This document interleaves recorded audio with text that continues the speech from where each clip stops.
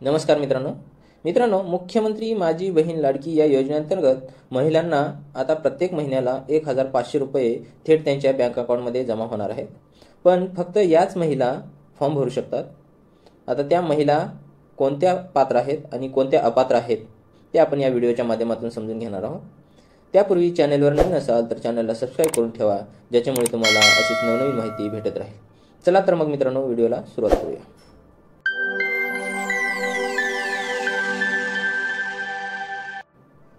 मित्रांनो, तुम्ही जर GR नुसार पाहिलं तर लाभार्थी महिला ही महाराष्ट्र राज्याची रहिवासी असली पाहिजे, तरच या योजनेसाठी तुम्ही अर्ज करू शकता.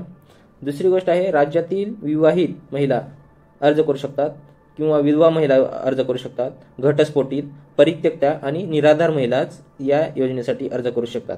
म्हणजे ज्या मुलीचं लग्न झालेलं नाही त्या मुली या योजनेसाठी अर्ज करू शकत नाहीत. त्याच्यानंतर वयाची अट आहे. वयाची अट हे 21 वर्ष पूर्ण झाली पाहिजे आणि कमाल वय म्हणजे जास्तीत जास्त 60 वर्ष वय असले तरच या योजनेसाठी तुम्ही अर्ज करू शकता. त्याच्यानंतर या योजनेसाठी लाभार्थ्याचं बँक असणं म्हणजे महिलेचं बँक खाते असणं हे आवश्यक आहे.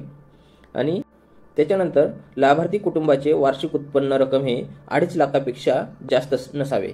म्हणजे 2.5 लाखपेक्षा कमी उत्पन्न असलेला दाखला तुम्ही काढायला लागेल. आणि जर 2.5 लाखापेक्षा जास्त असेल तर तुम्हाला या योजनेचा लाभ मिळणार नाही. जर 2.5 लाखापेक्षा कमी असेल तरच तुम्ही या योजनेसाठी पात्र असणार आहेत.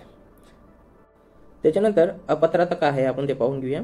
ज्यांच्या कुटुंबाचे एकत्रित वार्षिक उत्पन्न हे म्हणजे 2.5 लाखापेक्षा जर जास्त असेल तर तुम्ही या योजनेसाठी अपात्र आहेत.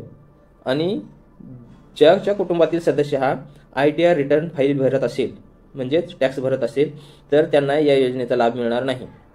ज्याच्या कुटुंबातील सदस्य नियमित कायम कर्मचारी, कंत्राटी कर्मचारी म्हणून सरकारी विभाग, उपक्रम, मंडळ, भारत सरकार किंवा राज्य सरकारच्या स्थानिक संस्थेमध्ये कार्यरत आहेत किंवा सेवानिवृत्त निवृत्तीवेतन घेत असेल परंतु बाह्य यंत्रणाद्वारे कार्यरत असलेले तथा स्वयंसेवी कामगार आणि कर्मचारी हे पात्र असणार नाहीत.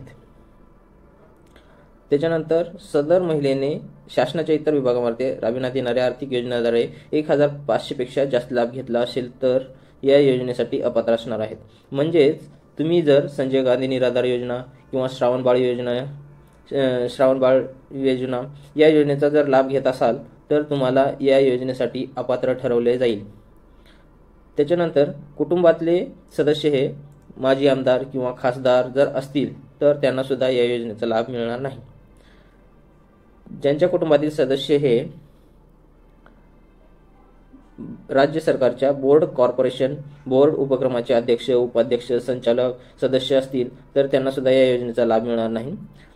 आणि ज्यांच्या कुटुंबाची शेती ही 5 एकरपेक्षा जास्त आहे त्यांना या योजनेचा लाभ मिळणार नाही. जर तुमची शेती ही 5 एकरपेक्षा कमी असेल तरच तुम्ही या योजनेसाठी अर्ज करू शकता.